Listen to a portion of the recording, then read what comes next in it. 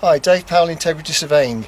Very quick one here about two main sorts of insulation you're going to find in your loft. The first one is this. It's called polyurethane, otherwise known as PUR board. And this goes between joists, or very often it goes between the rafters, that's the sloping part of the roof, when people want to have loft conversions so they can still have the slope of the roof, and they put that in between the rafters to provide the insulation. The more common one is this. It's a roll insulation, with the most common brand being known as Rockwool, and that sits between the joists and is normally about 300 millimeters thick. So if you're looking around at a house and you get the option or ability to be able to get into the loft, just have a look at the insulation. Polyurethane should be 150 millimeters thick. Roll insulation should be about 300 millimeters thick.